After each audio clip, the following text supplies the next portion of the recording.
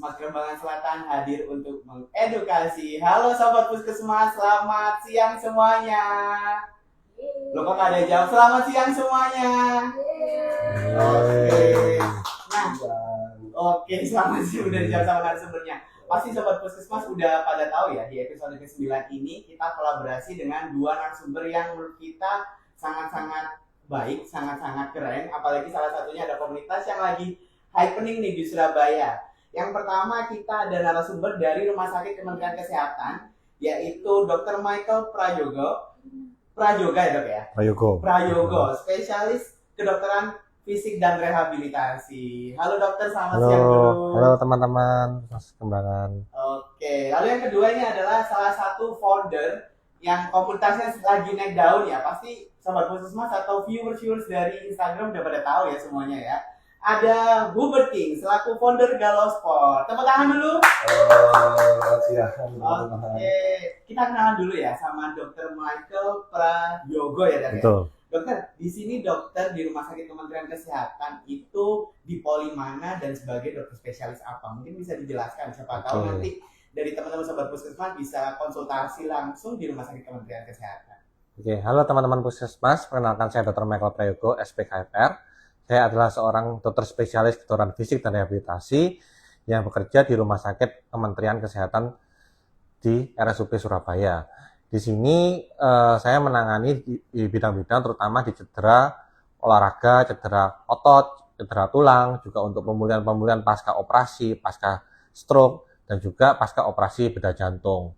Salam kenal teman-teman. Salam kenal dokter. Berarti dokter di sini tuh kalau boleh tahu dari hari apa ke hari apa gitu dok? Pelayanannya. Oke. Saya di sini praktek mulai hari Senin sampai hari Jumat dari jam 7:30 pagi sampai jam 4 sore. Oke, jadi bagi Sobat Puskesmas yang mau konsultasi, mungkin ada cedera olahraga atau habis operasi, bisa konsultasi sama Dr. Michael dari hari Senin sampai Jumat dari jam 7 ya dok ya? Jam 7:30. Jam 7:30 sampai jam 4 sore. Panjang banget ya dok berarti. Ya.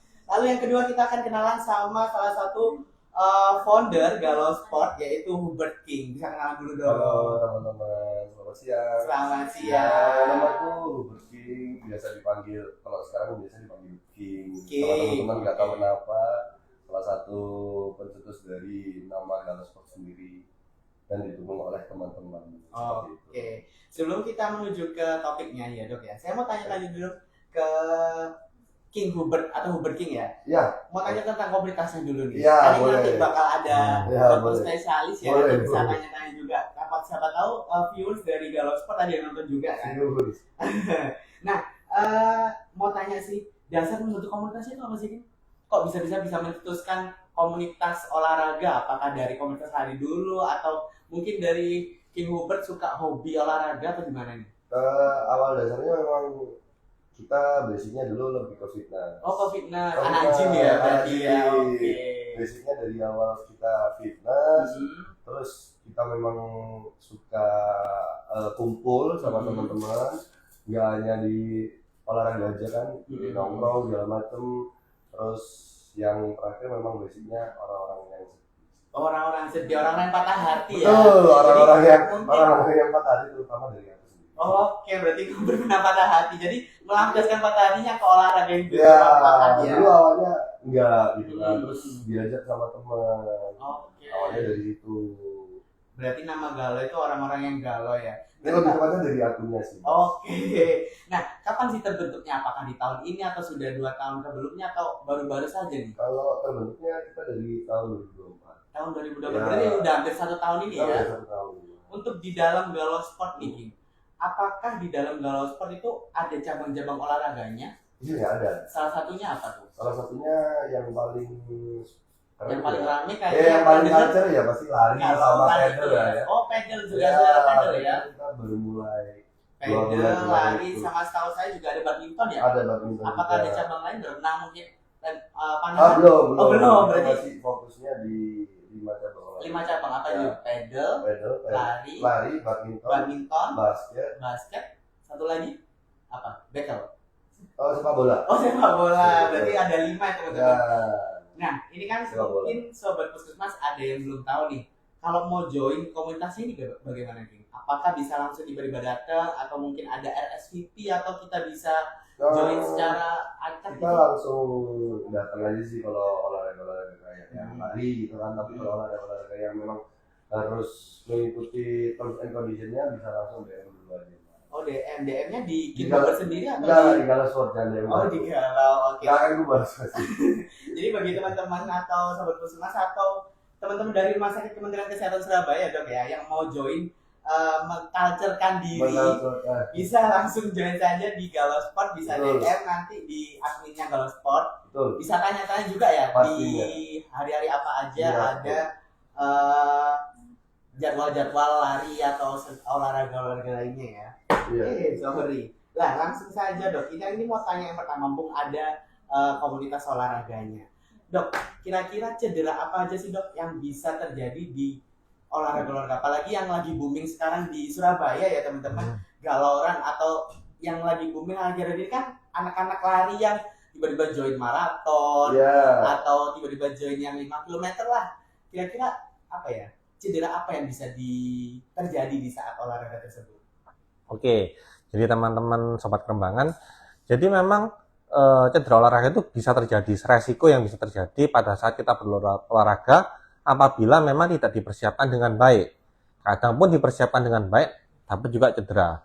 Kalau untuk lari, biasanya paling sering saya temukan itu adalah pasien-pasien dengan ankle sprain, itu paling sering. Itu mungkin karena pemanasannya kurang atau sudah terlalu capek, memaksakan diri sebelum batas kekuatannya terlewati, itu juga bisa jadi ankle sprain, itu paling utama. Hal yang lain yang mungkin bisa terjadi adalah delayed onset muscle soreness atau DOMS. Itu terjadi karena seperti ototnya kram, kaku. Itu karena peningkatan intensitas yang dilakukan secara tiba-tiba, tidak dipersiapkan dengan baik. Mungkin kalau untuk lari sih paling sering itu ya.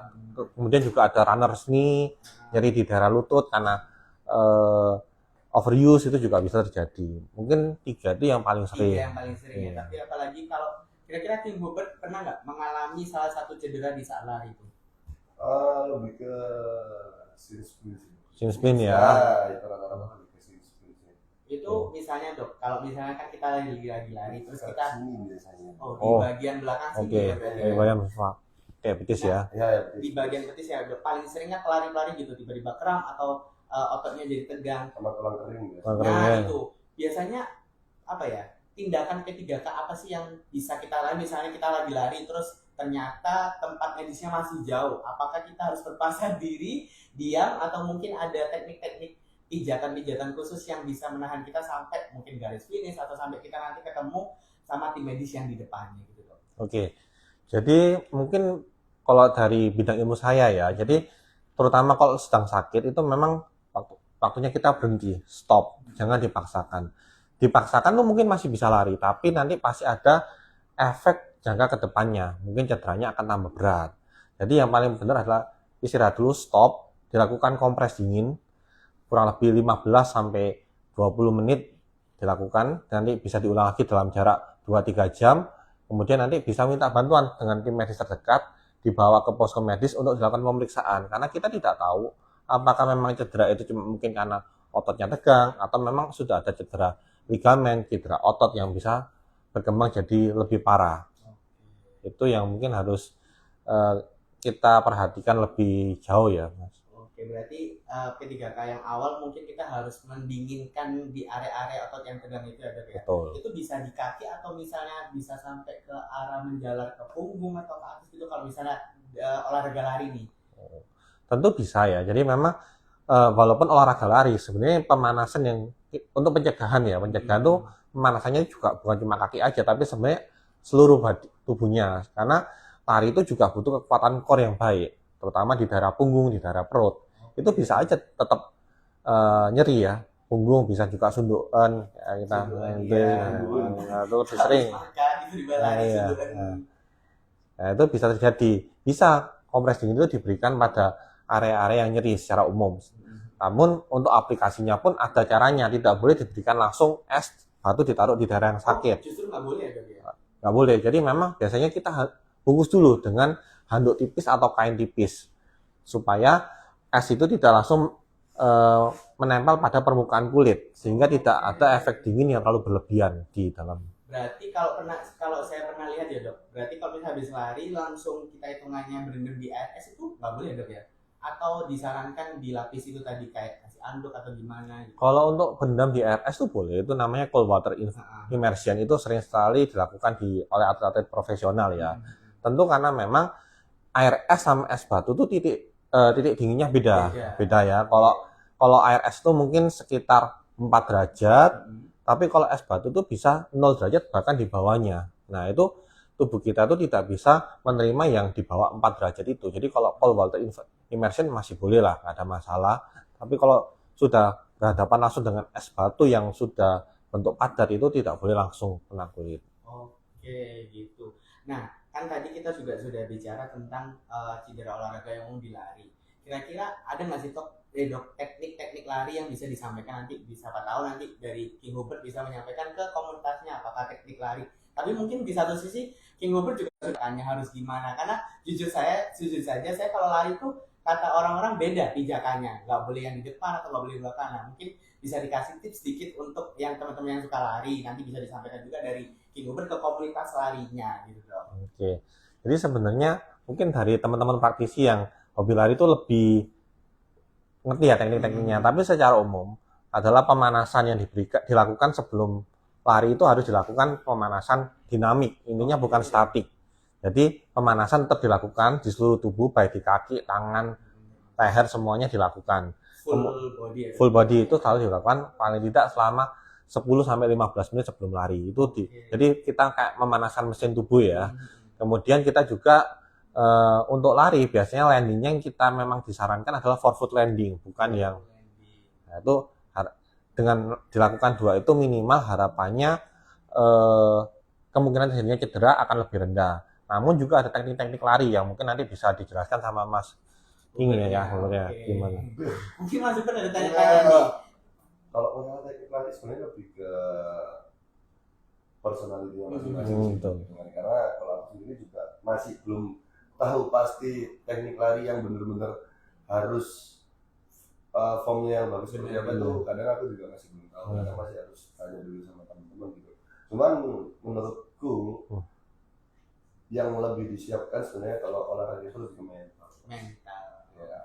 Jadi mentalnya harus kuat dulu ya, harus yakin juga kan. Maksudnya fisik itu harusnya nomor yang penting mental. Karena kemarin sempat ikut kegiatan beberapa kegiatan lari yang menurutku teman-teman tuh yang harus disiapkan memang mentalnya. Ya walaupun mereka juga fisiknya sudah oke, latihan sudah oke, tapi kalau mentalnya nggak oke, pasti itu juga bisa berkesinambungan ya dari mental sama fisik ya. Oh ya, tentu aja.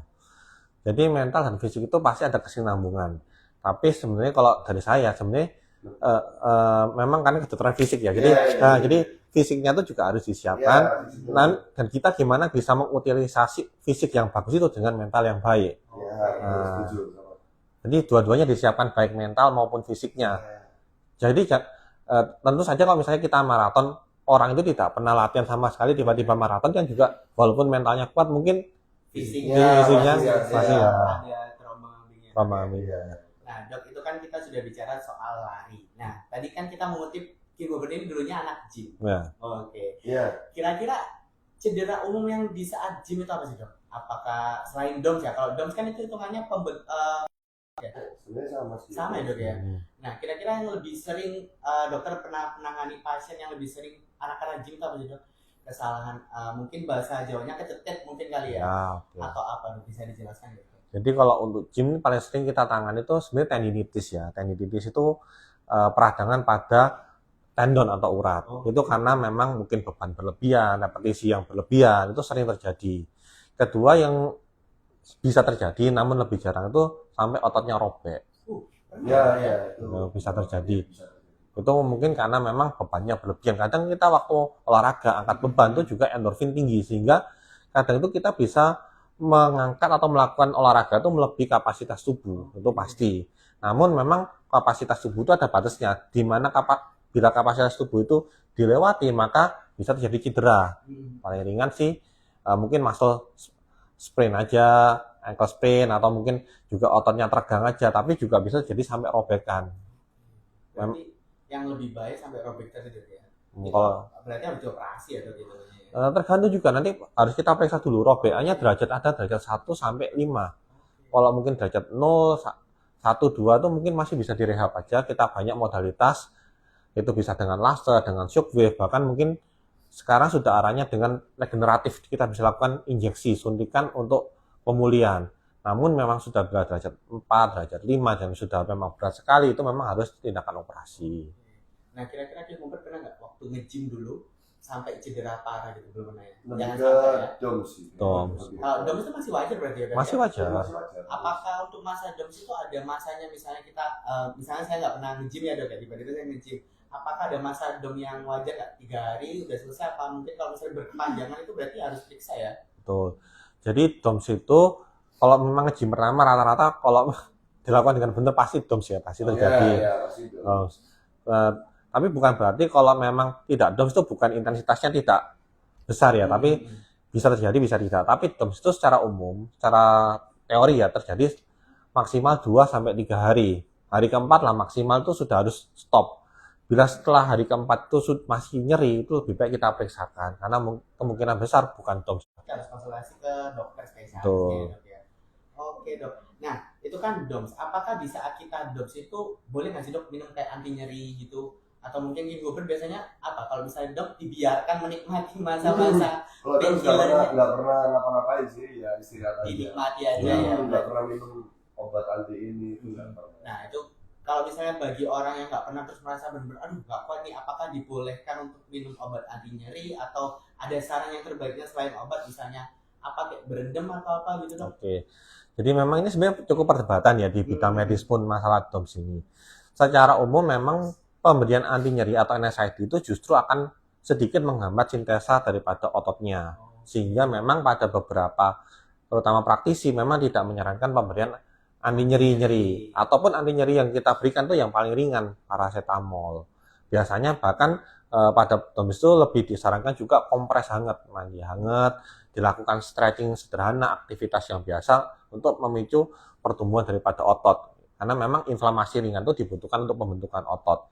Namun bila memang nyerinya sangat berat ya, memang kok nyeri itu kita bisa ada derajatnya dari 0 sampai 10.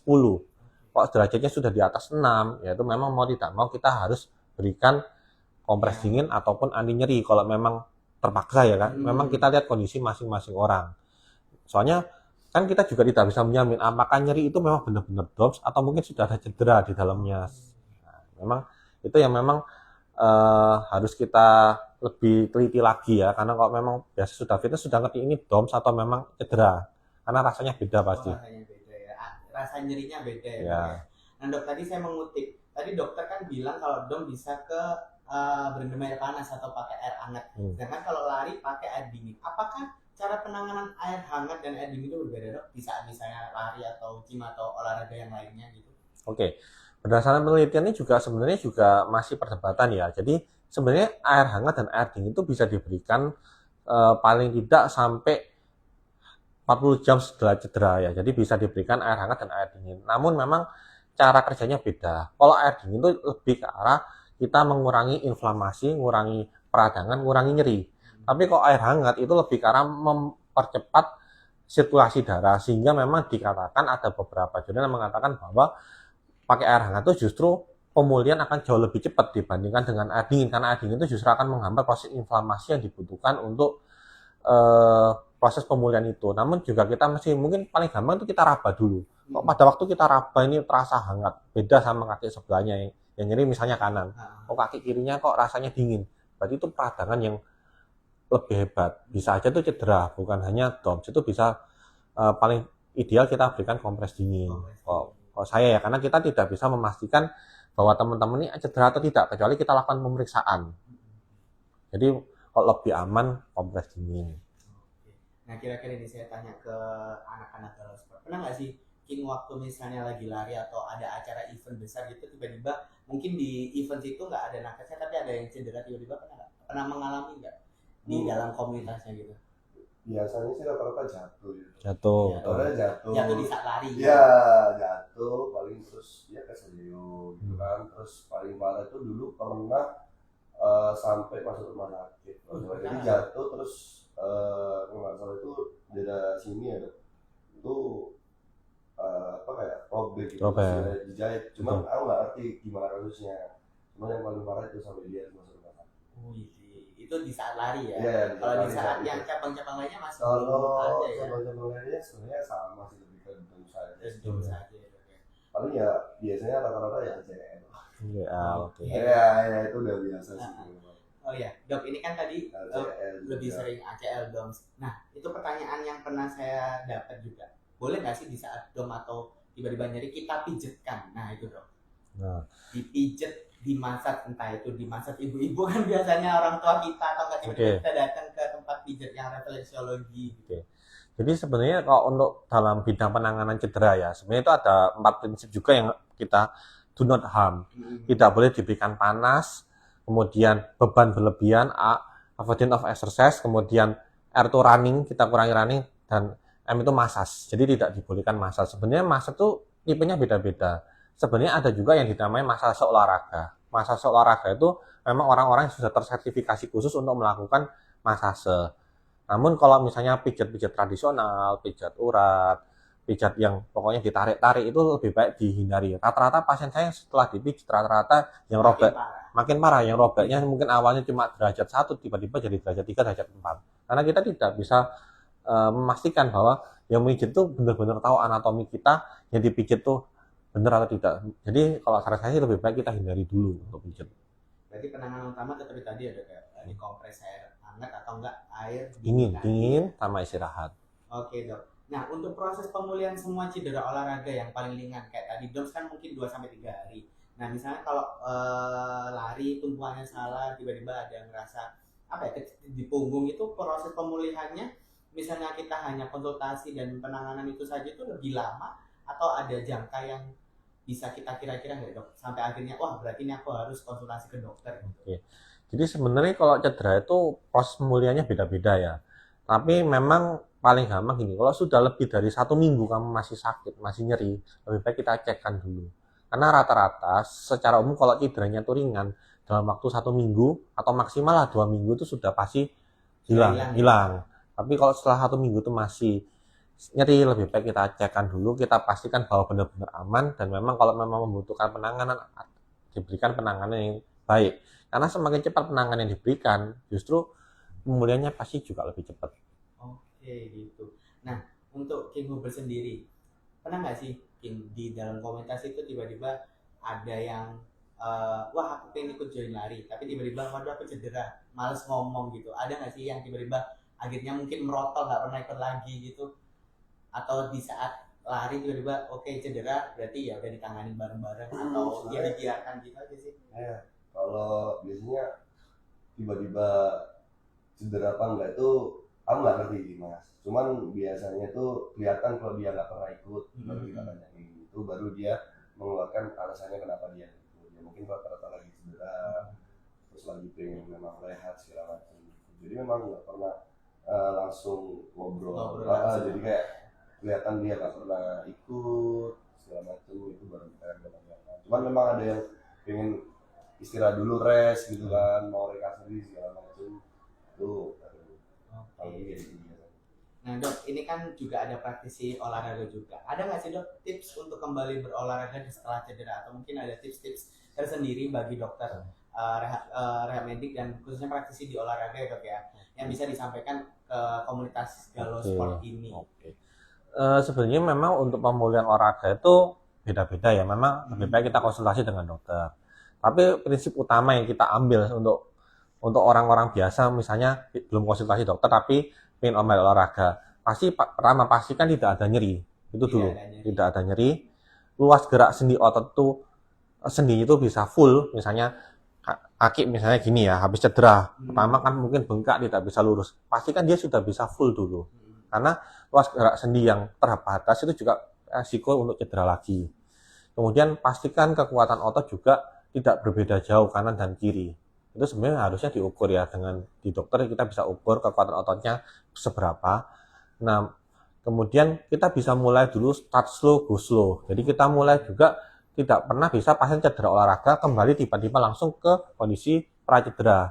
Kita harus mulai dulu. Misalnya kalau lari pace-nya rendah dulu. Juga jaraknya langsung yang full nggak gitu ya, Dok, ya. full. Itu yang prinsip-prinsip yang kita bisa lakukan. Kemudian nanti kalau memang mau naik progresinya ditambah. Mungkin awalnya cuma bisa anggaplah 200 meter, nambahlah pelan-pelan 10%, 220 meter, nambah pelan-pelan sehingga kita harapannya bisa bebas cedera untuk selanjutnya. Oke, jadi itu sedikit tips and trick ya, Dok, ya. Ya. Nah, bagi sobat Puskesmas nih, mungkin ada yang mau tanya-tanya entah tentang komunitas Galau Sport atau tentang rehab medik atau cedera olahraga, bisa langsung tanya aja. Nanti 2 penanya terbaik akan mendapatkan hadiah dari tim Podcast Mas. Jadi mungkin ada yang sudah tanya? Udah ada yang tanya? Podcast Mas, ya podcastnya Perumahan Selatan, bukan Oke. podcastnya Mas. Ya. Kalau podcastnya Mas beda lagi dong nanti. Hmm. Ini sudah ada yang tanya dari. Oke, pertanyaannya banyak. Oke, kita lihat dulu. Siapa aja yang nanya? Boleh lihat? Waduh. Ini ada, kita ambil satu dulu ya, Dok ya. Dari Fitri_Momdau. Dok, aku pernah habis jalan cepat, kuku jempol kakiku membiru sedikit awalnya. Jarak beberapa hari membirunya meluas ke setengah jari. Ini gegara apa ya?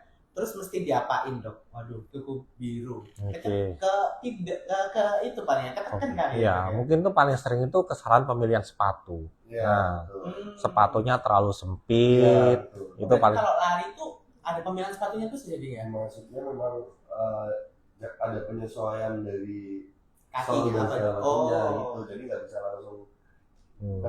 mepet sama sol yang depannya buku itu. ini. Ya, Hmm. jadi paling nggak jaraknya 1 cm. Berarti kalau misalnya ukuran kaki saya 40, berarti harus nyari sepatu yang ukuran 41 gitu itu ya. tergantung juga dari merek. Tergantung merek sepatu ya. Kadang merek sepatu, misalnya saya ukuran 44 ya. Merek yang satu dan yang lain itu beda. Jadi Iya. memang kita harus pastikan pakai sepatu tuh ya nggak perlu yang mahal, tapi yang nyaman. Oke, Iya, betul. yang nyaman berarti ya. Nah, tadi bisa dijawab dulu, Dok. Kira-kira itu kenapa dan awalnya tuh birunya sedikit terus tiba-tiba hampir setengah jari, Dok. Nah, itu memang biru itu berarti tandanya memang ada kita ngomongnya itu memang penurunan daripada kadar oksigen di kuku itu, sehingga pada saat memang sudah biru jangan dipaksakan lari. Coba dilepas dulu sepatunya, dibuka dulu, dipastikan aliran darah itu kembali lagi. Kalau memang dalam waktu mungkin dalam 1 hari tidak kembali, lebih baik langsung dibawa ke IGD, karena itu memang tanda-tanda bahaya. Itu bisa ke arah nekrosis jaringan. Tuh. Tapi memang juga bisa kita coba rendam air hangat untuk memperlancar aliran darah ya. Ya. Nah, kalau memang dia kembali ya sudah, no problem. Berarti itu jangan diulangi lagi. Diulangi lagi. Sepatunya harus diganti. Berarti mungkin kesalahan dari sepatu atau mungkin kesalahan dari dia cara teknik jalan. Teknik larinya juga Dan bisa. untuk penanganannya berarti tadi kalau misalnya masih birunya awal bisa dicopot sepatunya, bisa direndam di air hangat ya, Dok. Ya? Betul. Oke, itu untuk Fitri_Momdau. Dok, ini ada yang tanya lagi dari Cikgu Berbagi. Waduh, orang Malaysia jangan-jangan dia. Di sini, Dok, kalau kena ankle aku udah ke sport massage, tapi kenapa kadang kumat padahal udah gerakan pemulihan ankle. Nah, itu kenapa, Dok? Jadi kalau memang kondisinya sudah berulang, lebih baik saran saya itu adalah kita melakukan MRI daripada ankle. Biasanya pada yang berulang itu pasti ada cedera daripada ligamen di ankle itu banyak ya. Nah, itu bisa jatuh pada kondisi yang kita sebut sebagai chronic ankle injury, berarti atau chronic ankle instability. Jadi di mana kondisi ankle itu ada cedera, ada robekan, sehingga walaupun ototnya kuat sudah dilatih dengan baik, memang pada saat aktivitas olahraga itu bisa kembali cedera. Oke, berarti itu bisa dikonsultasikan ke dokter spesialis ya. Karena mungkin kalau sport massage itu hanya nakes yang fisioterapi ya, Dok ya. Kalau untuk sport massage itu sebenarnya sertifikasinya bisa nakes, terutama fisioterapis, tapi juga ada orang-orang umum yang belajar di sertifikasi itu. Berarti untuk siapa tadi? Cikgu Berbagi bisa konsultasi ke dokter spesialis ya dari Ya. Cikgu Berbagi nih. Nah, ini ada pertanyaan lagi. Wah, ini untuk King Hubert dari Imro Atus Setio. King punten. Oke, punten. tips and trick biar kita termotivasi buat gerak atau lari itu gimana sih King? Gitu. Ayo, monggo sebagai founder Galosport nih bisa memotivasi teman-temannya yang mager. Nggak, Apakah harus patah hati juga seperti King Hubert gitu ya? kalau motivasi sebenarnya lebih ke balik ke pribadinya masing-masing dulu. Pengen dia tuh pengen gerak itu alasannya kenapa. Oke. Cuman kalau dari aku ya Apa patah hati dulu gitu? nggak, memang tapi biasanya memang rata-rata orang olahraga itu menghilangkan stres. Menghilangkan Support stres. stres galau itu udah pasti sih. Gitu. Cuman memang harus tahu dulu ya kan motivasinya dari diri sendiri dulu itu apa biar dia juga ngerti nanti. Jadi nggak asal Gak asal ikut-ikutan. ikut-ikutan ya. Ya, Harus betul. punya tujuan di depannya apa selain patah hati gitu ya. Cuman memang sekarang tuh olahraga kan yang utamanya kan sekarang tuh kan olahraga untuk lifestyle ya, bukan untuk sehat gitu kan. Nah itu harus diulik kembali ke diri sendirinya dulu. Maksudnya memang mau untuk sehat atau memang untuk gaya-gayaan Gaya-gayaan. aja atau memang untuk ikut-ikutan segala macam gitu.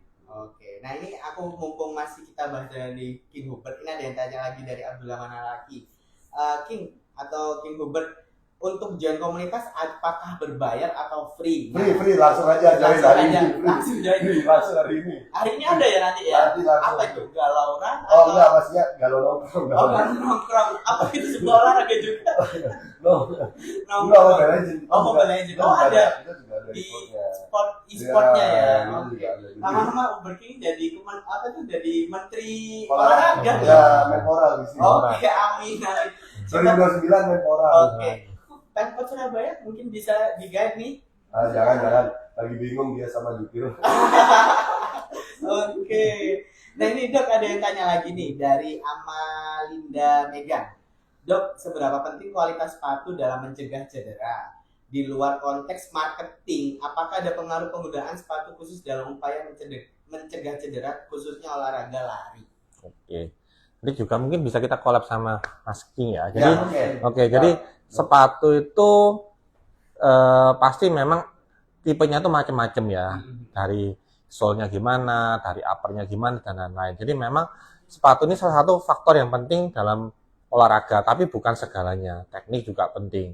Nah, memang untuk pemula itu ada sepatu memang yang untuk pemula, ada yang sudah pro.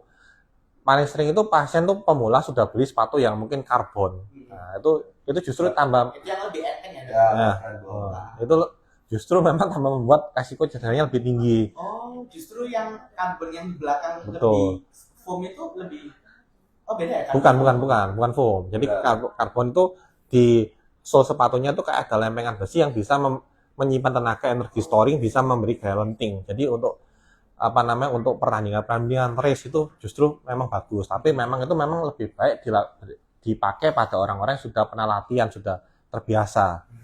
Kemudian juga jenis sepatu.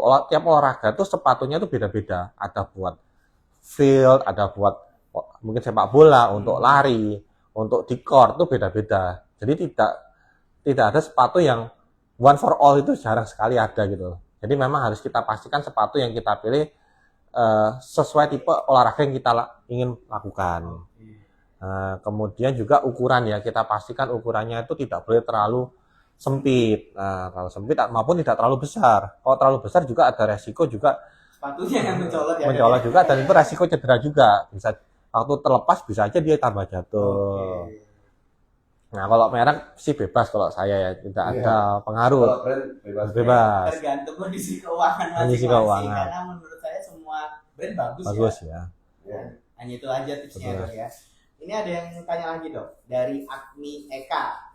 Sampai di tahap mana seorang pelari harus khawatir kondisi nyeri lututnya jika tidak membaik? Karena ada pengalaman dari teman nyeri lutut karena lari tidak dihiraukan ternyata menjadi meniscus tear. Nah, Itu apa sih oke. Dok, meniscus tear? Nah, meniskus. Jadi di sendi lutut itu ada bantalan yang kita sebut namanya meniskus. Nah, meniskus ini memang jaringan yang sangat penting sekali selama kita untuk berjalan maupun berlari, sehingga dia tak mengurangi goncangan di kaki ya, kayak anggaplah shock breaker ya, shock breaker. Nah, meniskus tear ini memang tidak sering-sering terjadi ya. Tapi memang kalau memang seperti saya katakan tadi, bila lebih dari 1 minggu masih nyeri, lebih baik kita cek dulu. Kita pastikan tidak ada cedera. Bila cedera itu meniskus tear yang awalnya tuh ringan, kecil, itu masih bisa ditangani, baik dengan fisioterapi, dengan terapi regeneratif. Namun bila itu sudah robekannya sudah besar, memang tidak ada jalan lain selain operasi. Kalau memang ingin pulih 100%. Berarti itu tadi ya, untuk Agnieta mungkin sudah terjawab. Mungkin kalau belum terjawab silakan di komen lagi. Dan Langsung ke sini aja. langsung ke sini aja di Rumah Sakit Kementerian Kesehatan Surabaya. Langsung konsultasi sama Dr. Michael. Dan ini ada yang tanya lagi dok dari Verina.erins. Mau nanya dok, kenapa kalau habis jalan jauh lutut kaki dipakai sujud atau duduk di bawah lutut suka bunyi kretek-kretek? Apakah ada masalah ya di lututnya gitu? Bunyi kretek-kretek. Tulangnya rapuh Habis mungkin. jalan jauh. Iya, habis jalan jauh, terus mau sujud atau duduk itu. Itu langsung, maksudnya setelah jalan jauh terus dia sholat gitu. Nah, itu kita kurang tahu ya Atau dia. setelah jalan jauh nunggu berapa hari sakit gitu. Mungkin ada delay waktunya Iya, dok ya. oke. Ini pertanyaan yang memang mungkin agak susah ya. Iya, makanya harus ditanyakan dulu. Jadi memang kalau bunyi kretek-kretek di lutut itu banyak penyebabnya. Antara dari paling muda itu adalah pengapuran karena terkait usia di atas 40 tahun. Itu digerakkan masih kretek-kretek semua. Juga ada ITB, iliotibial band friction syndrome, itu di daerah samping paha. Itu kalau digerakkan memang pahanya tight, itu bisa juga kretek-kretek. Maupun yang lebih sering itu juga adalah cedera ACL maupun cedera daripada meniskus, itu juga bisa kretek-kretek dan juga ada locking ya, saya locking ini. Jadi memang kalau cedera kretek-kretek ini terus berlangsung, lebih baik kita periksa ke dokter, kita cek dulu sumber masalah kretek-kreteknya itu dari mana. Kalau memang kretek-kreteknya itu ringan, tidak ada cedera struktural karena fungsional aja, itu nggak ada masalah. Kita tinggal lakukan penguatan otot, lakukan fisioterapi maupun dengan alat-alat tertentu yang kita siapkan itu bisa dihilangkan. Namun bila itu berlangsung terus-menerus dan ada juga nyeri, lah itu memang tanda bahaya. Berarti harus segera cek. Oke, berarti untuk siapa tadi ya? Untuk Ibu Verina.erins. Jadi harus dikonsultasikan dulu ya ke dokternya. Apakah tiba-tiba habis jalan tiba-tiba langsung sujud syukur gitu kan? Mungkin ya dok ya. Masa ya? Atau mungkin habis menang maraton. Jalan jauh tiba-tiba kan ya aneh. Nah makanya, jadi nanti untuk Ibu Ini ditanyakan dulu. Verina ditanyakan dulu ya, dikonsultasikan dulu ya, karena itu sudah dijawab sama Dr. Michael. Ini ada saran nih untuk King Hubert dari Fitri_Momdau. Coba dong kalau minggu besok GR sama Kemenkes lari apa? Oh lari bareng. Oke. Gimana? Boleh, tinggal Boleh. persetujuan dari teman-teman dan dokter Michael Nanti dan di balik layar ini ya. siapa tahu nanti dari marketingnya ya. Boleh. Sama Jadi- dok siapa tadi dia. Ah, Tadi dia. Ibu Iya. Lydia nanti Ibu bisa Lydia. dikonsultasikan ya. Siapa tahu warga-warga atau karyawan Rumah Sakit Kementerian Kesehatan ada yang hobi lari juga, nanti bisa collab sama Kalau Laura. ya, boleh. Tinggal nunggu ketua apa dia. Oke. Kita Ini mau. ada yang tanya kebetulan dari tim kita dok, dari Mbak Albadi aja yang tanya. Apa penyebab utama sin spleen pada pelari, terus berapa lama Tanyanya kita di mana dia? Di sini. di sini? Langsung tanya aja Oh, Mbak, langsung ya. ngobrol aja kita. Nah, Skip. Jangan skip. Harus nanya langsung skip. Yang lain. Jangan. Iya. Apa penyebab utama sin spleen? Kebetulan tim kita juga ini pelari loh dok. Oke. Dia kemarin habis lari mantra berapa kilo Ya, ya? habis lari ini di Naik umroh. turun gunung. Di umroh, dia lagi di umroh dia jauh. Apa penyebab utama sin spleen pada pelari? Terus berapa lama kita harus rest jika pada cedera sin spleen? Oke. Jadi sin spleen itu nama medisnya itu tibial stress syndrome ya. Itu berarti karena memang beban berlebihan pada daerah tulang kering.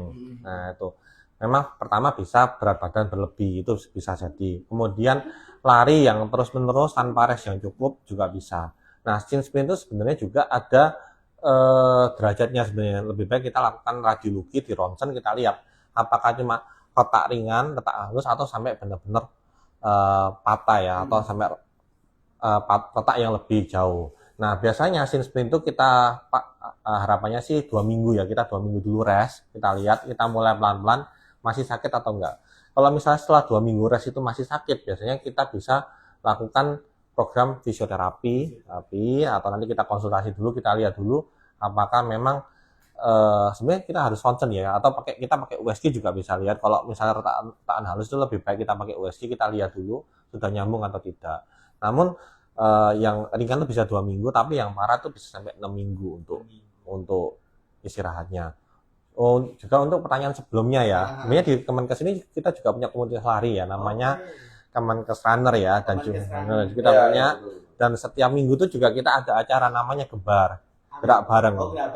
Nah, itu nanti kalau memang teman-teman di Kembangan bisa lari lewat rumah sakit Kemenkes Surabaya, itu nanti di sana setiap minggu dokternya gantian, ada pelayanan medis, pemeriksaan gratis, juga ada nanti konsultasi dengan dokter spesialis. Oke, mungkin itu juga bisa buat untuk Betul. komunitas Galau Sport ya, mungkin bisa kolaborasi. Lari berapa kilo itu nanti finishnya di sini langsung boleh, konsultasi gitu bisa dibicarakan. Bisa dibicarakan. Lari dalam sini aja udah. Udah mas nggak usah jangan sini. turun tangga ya. Ya. Ini ada yang ngasih ada yang tanya dari Rima_Sekar. King Hubert, ada nggak sih komunitas yang renang? Karena saya nggak bisa lari atau renang. Saya pengen renang. Renang. Oh ada. Tim kita ada yang ini pelatih renang. Oh, tapi kalau renang masih belum ada ya? Mending renang aja langsung aja. Di beach club, kalau kita tuh renang di beach club. Renang atla gitu. Oke, berarti renang kecil ya? Iya, renang culture gitu. Oke, berarti nggak ada. Tapi kalau memang mau saya kenalin ke pelatih renang, kita ada. Oke. Nggak bisa lari, jadi makanya nggak bisa lari, cuma bisa renang gitu kan? Ini renang sama kita dulu aja. Oke. Tapi kalau untuk pelatih kita ada. Oke. Apakah pelatihnya juga bisa mengajari teman-teman Kembangan yang Oh bisa, sangat bisa. Untuk kenal sama Mbak Oh Badi. gitu. Oh iya, ada itu. Iya, kenal kan. Mbak Badi kenal kok juga. Jadi di dalam komunitas banyak sekali atlet-atlet ya, jangan-jangan ya. Alhamdulillah sudah ada yang mau menjelang atlet, ada yang sudah menjadi atlet. Oke. Sudah ada yang pensiun, tapi memang mau main-main sama. Kalau King Hubert atlet apa nih? Atlet pelatih. Maka dari itu judulnya galau ya. Oke. Nggak ada sih. Oke, dari pertanyaan sih sudah nggak ada lagi ya. Jadi kita tinggal menentukan 2 pemenang pertanyaan terbaik nih dok. Kira-kira ada siapa aja dok? Apa yang renang tadi menang tuh deh. Oke, yang renang. Oke, ada. Oke, 1 pemenang sudah dapat dari Dok. Yang renang tuh menang deh. Oke, mungkin Nggak dari expect dokter pertanyaannya. ada dari Agni Eka yang Pertanyaan nggak expert gimana? Kalau swim kalau swim ya siapa tahu loh, ntar buka kan, nggak expert. join sama beberapa klub-klub rekan di Surabaya. Itu tadi ada dari Cikgu Berbagi yang tanya soal ankle sport, ada yang Fitri Momdal soal kuku jempol kakinya sakit, terus ada dari Mbak Abadi, mungkin nggak usah dapat hadiah ya karena tim podcast sendiri. Ya. Ada dari Amalinda yang soal kualitas sepatu, ada dari Agni Eka soal nyeri lutut yang meniscus spear, sama yang terakhir ada yang Verina yang kretek-kretek dari itu. Kira-kira Mungkin yang kretek-kretek karena saya nggak bisa jawab. Oke, selamat Unik ya pertanyaannya. Iya. Jadi untuk Ibu Verina dan Dr. Eris nanti bakal dihubungi sama tim Puskesmas Kerban Selatan, sama Rima Sekar nanti bakal dihubungi dari tim Kerban Selatan untuk mendapatkan hadiah dari kita. Tepuk tangan dulu dong.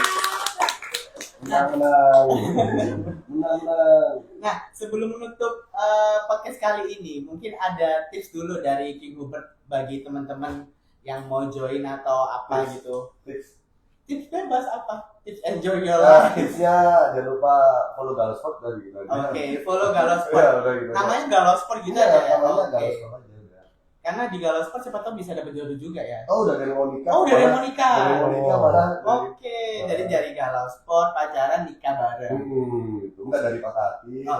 Galau Sport. Oh, lari dari patah hati malah justru dapat jodoh di situ iya, ya. gitu. Jadi sobat Puskesmas yang jomblo bisa join di Galau Sport. Kalau untuk Dr. Michael, tips and trick atau mungkin ada apa ya kata-kata untuk teman-teman Oke. tentang cedera atau apapun silakan dok. Sebelum menutup podcast kali ini. Jadi kalau di bidang spesialisasi saya itu sebenarnya ada apa ya namanya, kita peribahasa ya, exercise is medicine. Jadi olahraga, latihan itu adalah salah satu bentuk pengobatan asal dilakukan dengan benar.